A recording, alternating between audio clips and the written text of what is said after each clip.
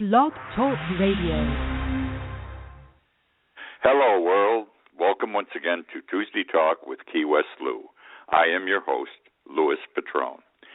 Well, another interesting week, an exciting week has gone by. Some very important things have occurred. Some very stupid things have happened, all which lead us to this show. I like to raise points, raise issues here, make observations. I try to bring to everyone's attention things that might be missed that the normal media might not present, or we just don't think about the other aspects of a situation. Some of you agree with me, some of you disagree with me. I enjoy that, the give and take back and forth that I get in your comments following the show. This week we've got a lot to talk about, and so let's get started. I want to go first with the federal judge in the deflated football case, Tom Brady and the NFL. The case has gone now to the federal court, and the judge, instead of handling the lawsuit in a normal fashion, has gone out of his way and said, settle this case. I am scheduling 2 mediations for the month of August. You guys get rid of this situation, or I'll get to the or in a second. This is the deflated football situation. Brady got a 4-game suspension. I think he got a screw job in the suspension, and here's why. There are rules that everyone should follow, and for some reason, in this matter, no one's following the rules from the office of the commissioner to the federal district court judge in Massachusetts who is now hearing this case. The evidence against Tom Brady was very light. There was no evidence, in fact. He was, in effect, found guilty by Commissioner Goodell because he failed to cooperate in the investigation, and Goodell thought he had an obligation to do so. There's no rules that say he had to do anything but sit back and let the commissioner make a decision based on the commissioner's investigation, which was thorough, what they expected of Brady. Brady, to this day, doesn't know, and I really don't know. Then the case went on appeal because Goodell found that Brady was wrong, and he gave him a 4-game suspension. Well, the appeal failed also. Goodell, who was the appellate judge, first he was the judge of the case, then he's the appellate judge on the appeal, and he added, besides Brady not participating in the investigation in effect, he was upset because Brady had destroyed his cell phone as if he had something to hide. And maybe he did. I don't know. But in the process, Brady's cell phone had been destroyed. Now, here's the first thing that bugs the hell out of me on this case. Neither of those items, failed to cooperate and the destruction of the cell phone, are proof, are evidence that Brady deflated some footballs. That's simple. It's not proof.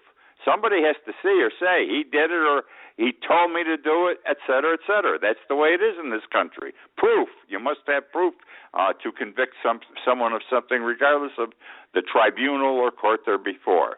The other thing is, in this case, Goodell, in the first instance, brought the charges, and not only was the prosecutor, he was the judge and the jury.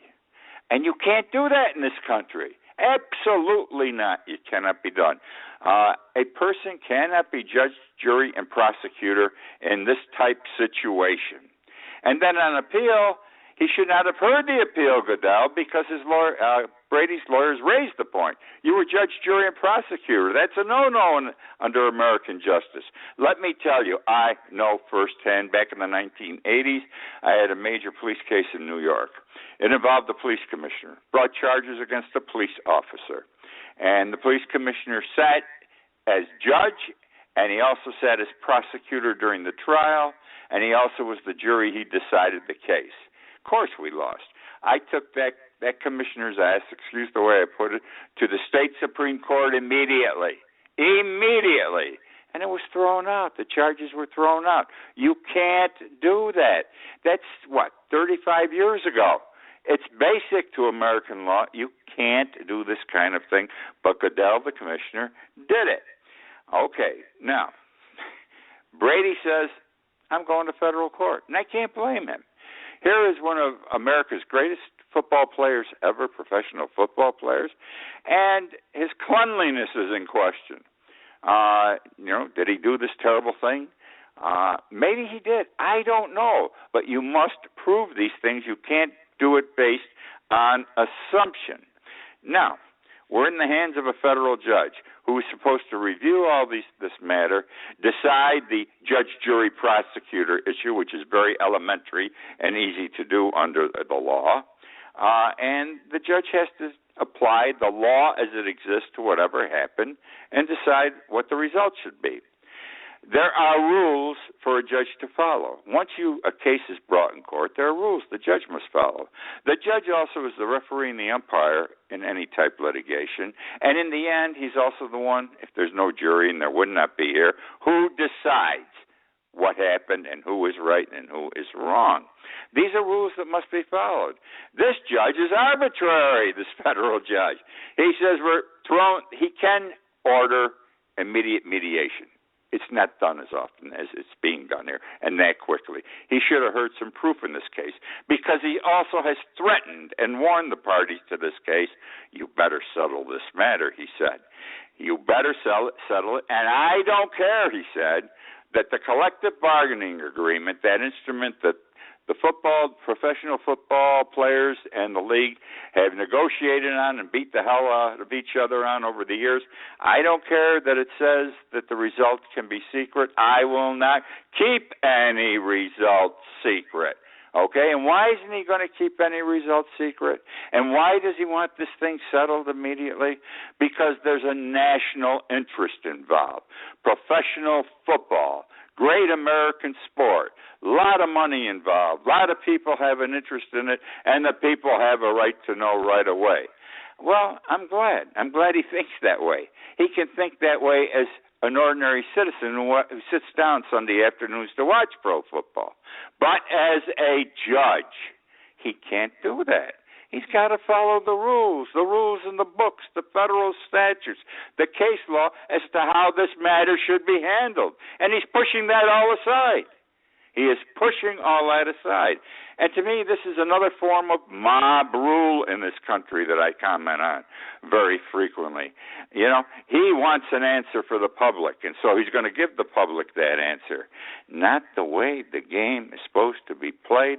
I don't care. The public has a right to know because this is a big sporting thing. He's wrong. He's wrong. He's wrong. What the judge is doing is making the rules up as he goes along. He is not following the rules that have been on the books for years. You know, when I went to law school, and this is a long time ago, over 60 years ago now, I guess, maybe longer, there's justice, the statue of justice. She's blindfolded.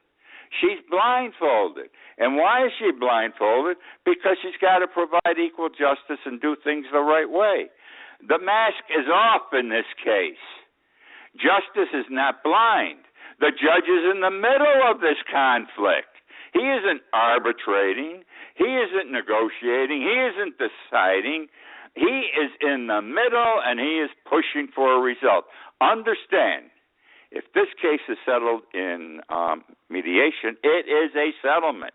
Each side loses, which means the only way this thing can end in mediation, as the judge proposes, is for Brady to be found guilty of something and penalized maybe 2 football games instead of 4. Not right. Brady says, I did nothing wrong. He is entitled to his day in court. He is entitled to a trial. If he killed somebody, he would get that trial. Even the terrorists get trials in this country. But not here, this federal judge says. And I think it's wrong. Wrong in the first instance because the Commissioner Goodell thought he was omnipotent and could do what he wanted. And now we got a federal judge. Oh, he's off base totally. He's omnipotent in this case, or he's trying to be omnipotent and do what he wants. And this case is going to get more screwed up. This case is going to be going on for years if they don't get down to doing things in the normal fashion, which means doing a regular proceeding and hearing under the rules, okay? I have consistently been saying for the past several years that the people of the United States are losing faith in the judicial system, especially in the last couple of years with all these police shootings, black people, and you've seen how the courts have reacted in these cases. The United States Supreme Court, I'm very disappointed in most of their decisions, and most of you are too. Think of Citizens United.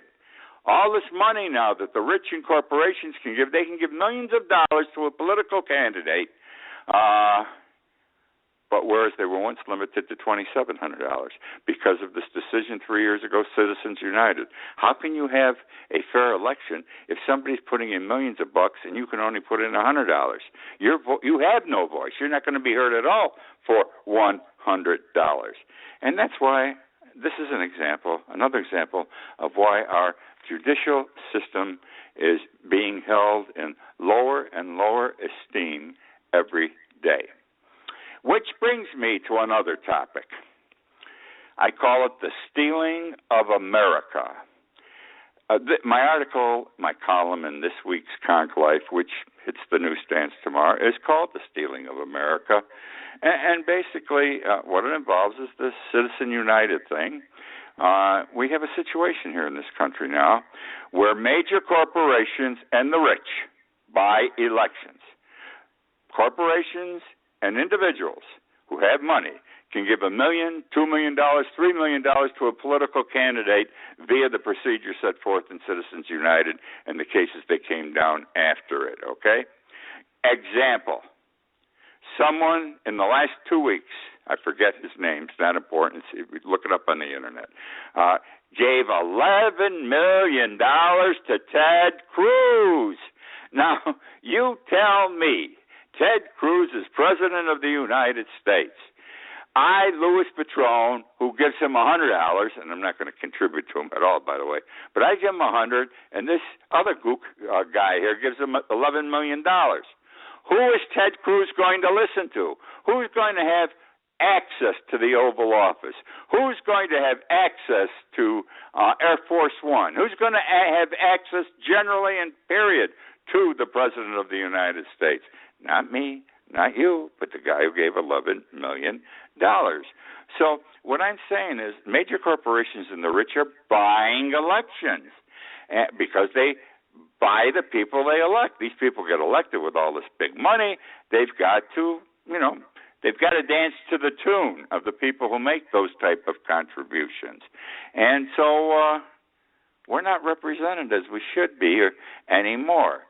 We used to be a government, remember, of the people, by the people, for the people. Now we're a government by the rich, of the rich, for the rich. You cannot argue with that statement, okay? I want to make this observation also, and this is something I read. This doesn't come out of my mind. I recently read somewhere that Congress, the members of Congress, because of all these contributions they get from wealthy corporations and the rich, we know they don't represent us anymore. We know they've been bought, but here is the way it was described. The Congress people have become the feudal serfs of the rich. Remember back in the old days, in the Middle Ages, they have become the feudal serfs of the rich. Okay? Now,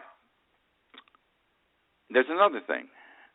When I went to law school, I had Professor Lloyd. He was a tough guy. He taught us constitutional law. He used to give us these little goodies, as I called them, and they stay with you. This one stayed with me my whole career and now even into retirement. He used to say, "He who pays the piper calls the tune.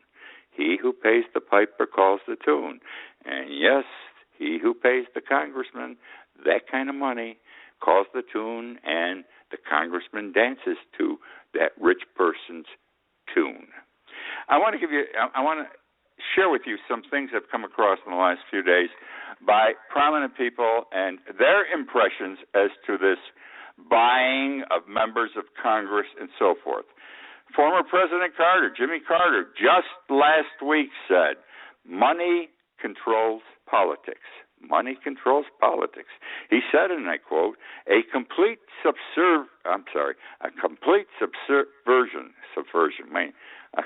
I need a glass of water. A complete subversion of our political system as a payoff to major contributors. John Dingell, 29 times this man is a Democrat, 29 times, has been elected to the Congress of the United States. He served 59 years, and he said, and I quote, "Our government has largely been put up for sale." Our government has been put up for sale. Then there's John Kerry, President Secretary of State, in his retirement or when he left the United States Senate. He gave a speech before he resigned. This is in 2013, and he said, and I quote, money steadily silences the voices of the vast majority of Americans. You hear that? It silences the voice of the vast majority of Americans. Money!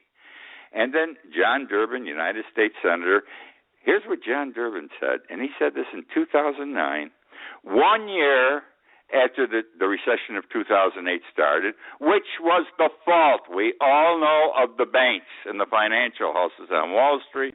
1 year later, John Durbin said, and I quote, "The banks are still the most powerful lobby on Capitol Hill. They frankly own the place." Wow. Payoff to major contributors. Our government's up for sale. Silences the voice of a vast majority of Americans.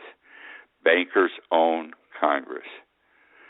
Not healthy, my friends, not healthy for the country, not healthy for you and me. We're going to become the serfs of the rich. Serfs of the rich. Right now, Congress is, but they'll get elevated to some in-between status between being, the baron or the king, and then there's just going to be us on the bottom. They're going to be in the middle, so they'll have the comfort factor. Which now brings me to the media. This seems to be a night where I'm talking about things I've alluded to in the past, commented on in the past, and bother me. And this one bothers me.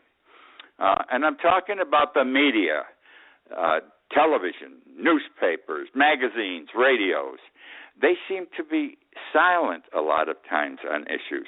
You will recall, I raise every now and then, why wasn't this on television? Why didn't we read this in the newspaper? I'll come across something and I can't understand it. Well, let me talk about a case involving Monsanto, big company, boy. They're the king of the GMOs, Monsanto. Everyone hates Monsanto, by the way, except other corporations and congresspeople.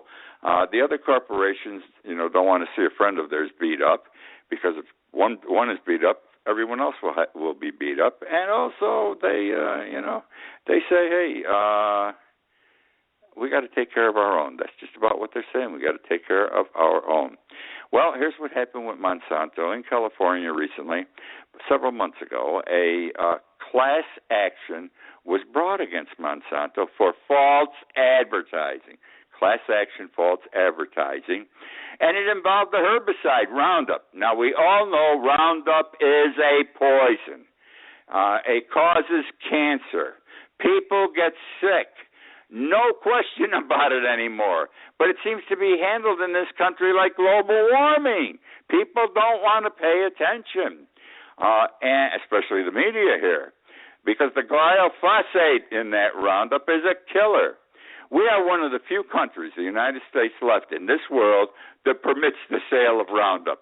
Even Putin, international bad guy, threw Roundup out of Russia 2 years ago and said, in effect, let the Americans kill themselves. We're not going to do it. And we are. Because Roundup is sold all over the place. You can get it at Home Depot, any of the big stores. Everybody sells Roundup, and it's wrong. And it's false advertising in the sense that they fail to acknowledge that they got bad stuff in there. They fail to acknowledge that this can cause cancer, cause death, etc. And yet there's a history worldwide in most countries that have thrown this product out, and thrown Monsanto out for other reasons, but they refuse to acknowledge it. Now, when the lawsuit was started, and the class action against Monsanto regarding false advertising regarding the healthful or unhealthful effects of the herbicide Roundup, is big-time news.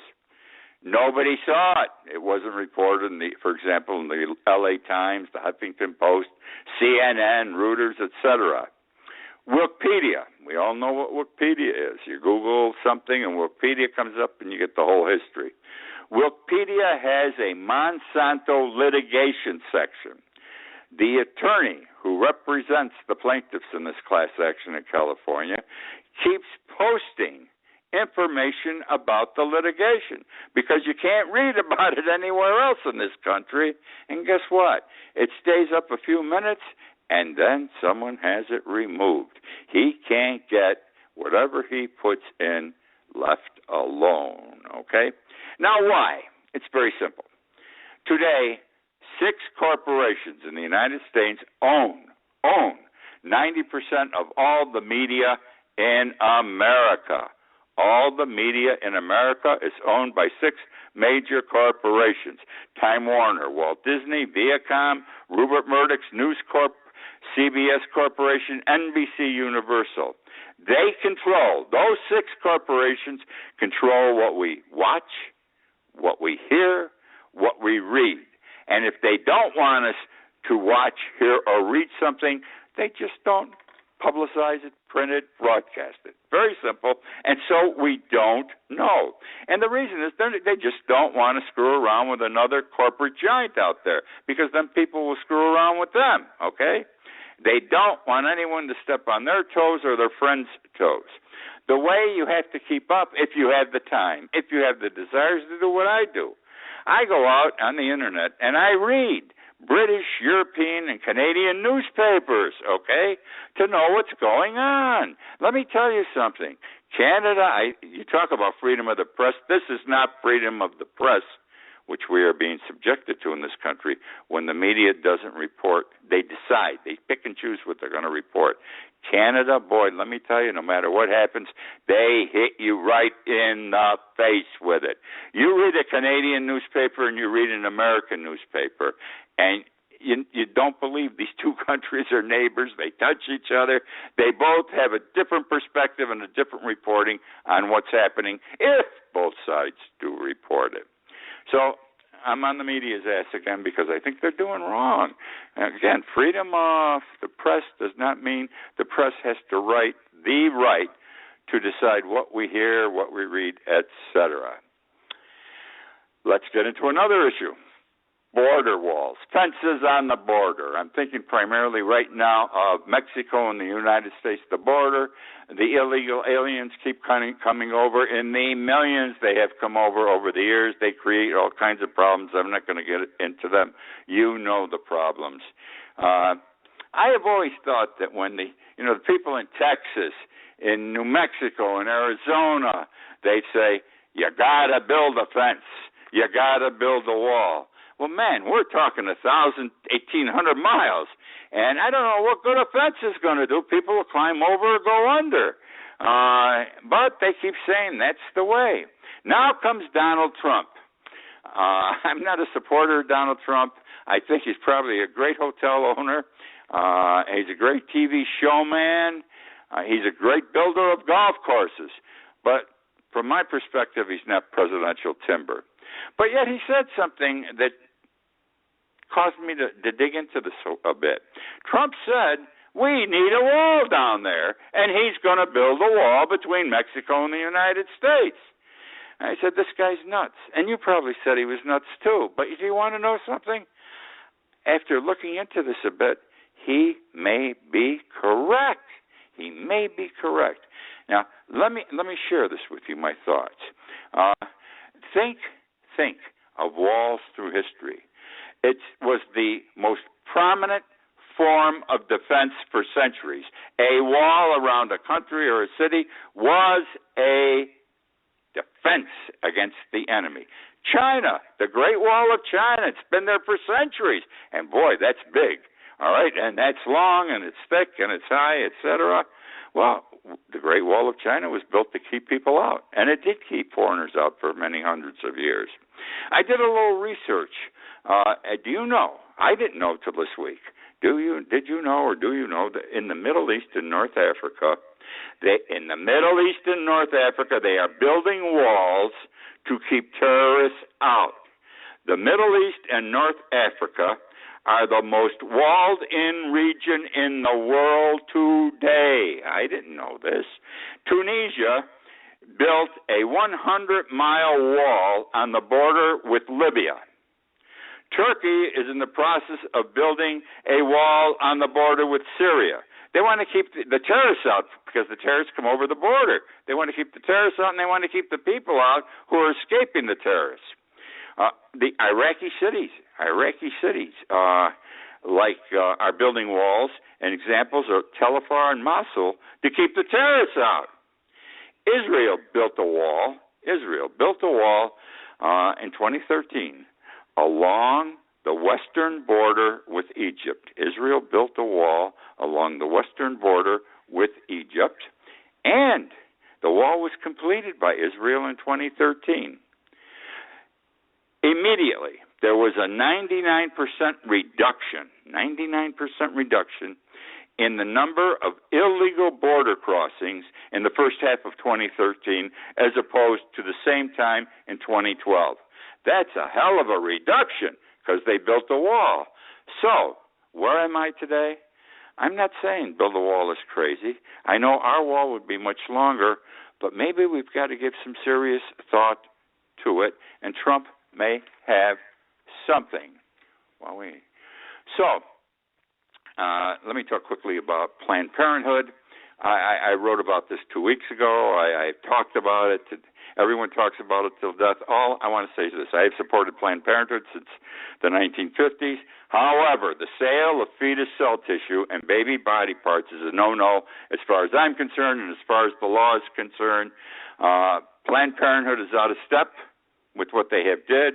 It's not an anti-Planned Parenthood, but they've done something wrong. They've got to stop it, whatever. Okay? Now, don't listen to me. Don't listen to anyone else. Go to your computer, look on the Internet, and see those videos of the conversations involving Planned Parenthood personnel and people they want to do business with. And then you would have to agree with me. They're doing that. It's bad stuff. And when these ladies get on TV now for Now and everybody else and say, oh, it's not terrible, you can't believe everything you see, they're full of it. Go look for yourself before you make up your mind. Okay, now, that basically is the show for this week. I want to interject for a moment here. Big debates Thursday night. The Republican debates. They got so many people running, they got to have two sets of debates. Can you imagine being on the second team and having to go on at 5 o'clock? What an insult.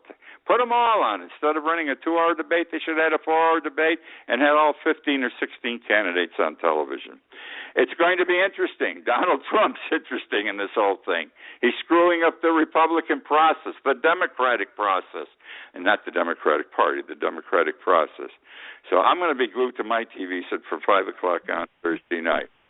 The show is archived. The show, as you know, it's on Blog Talk Radio, YouTube. It's linked to my Key West Lou website. You can pick it up at any time. I thank you for joining me again this week. I hope you found my comments interesting. If you enjoyed the show, read my book. I wrote a book, The World Upside Down. The World Upside Down. Amazon. You can get it on Amazon.com, and you will enjoy it. If you don't like the show, don't buy the book. You will not enjoy it at all. That's it. I'll see you all next week.